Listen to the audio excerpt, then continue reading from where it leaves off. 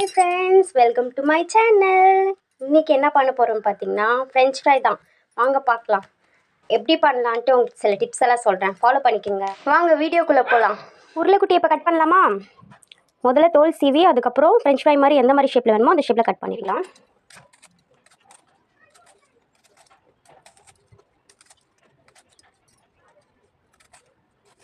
தோல் சீவியாச்சு. இது எப்படி கட் பண்ணணும்னு வாங்க நான் சொல்லித்தரேன். அப்போ தான் ஷேப் வரும். ஸோ அதுக்கான மெத்தட் இருக்குது.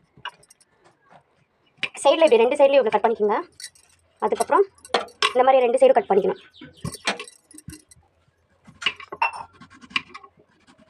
இந்த மாதிரி ஷேப்பில் கட் பண்ணால் தான் உங்களுக்கு இந்த மாதிரி கிடைக்கும். ஸோ எவ்வளோ நல்லா வந்திருக்கு பாருங்கள். இப்போ இந்த மாதிரி கட் பண்ணிவிட்டு ஒரு பவுலில் கூலிங்கான தண்ணியில் போட்டு வைக்கணும். 15 to 10 minutes தண்ணியில் ஊற வைக்கணும். அப்போ தான் உங்களுக்கு முறுமுறுலாம் வரும். 15 to 10 minutes கோல்டு வாட்டரில் நான் போடணும்னு சொன்னேன். ஸோ ஒன் டைம் ஆயிடுச்சு. இப்போ நான் இதுலேருந்து எடுத்து இன்னொரு பவுலுக்கு மாற்ற போகிறேன்.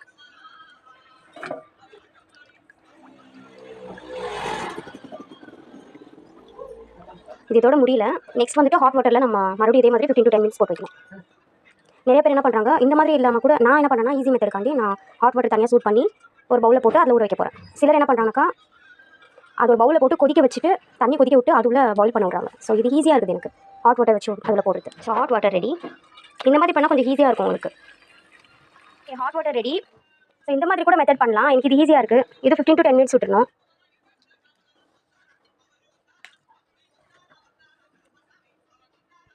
இது ஃபைனலாக டன்.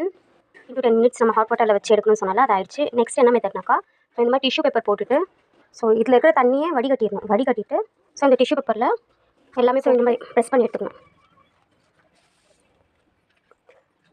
ஸோ 5 minutes கழிச்சு அந்த தண்ணியெல்லாம் அந்த ஈரப்பதத்தில் பொறிச்சு எடுக்கணும்.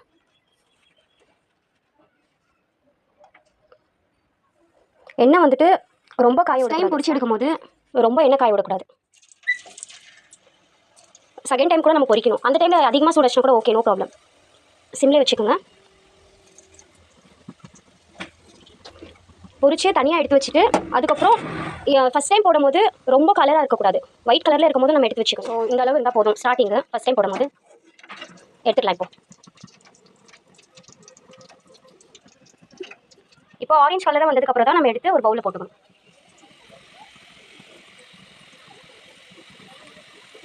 Finally ton. ஸ்மெல்லு செம்மையாக இருக்குது. இந்த மாதிரி கலரில் வந்து வாவ் க்ரன்ச்சியாக வந்திருக்கு.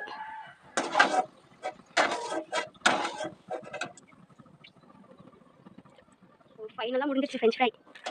இப்போ லைட்டாக சால்ட், உப்பு தூவிக்கிங்க, சில்லி பவுடர், மிளகாத்தூள்,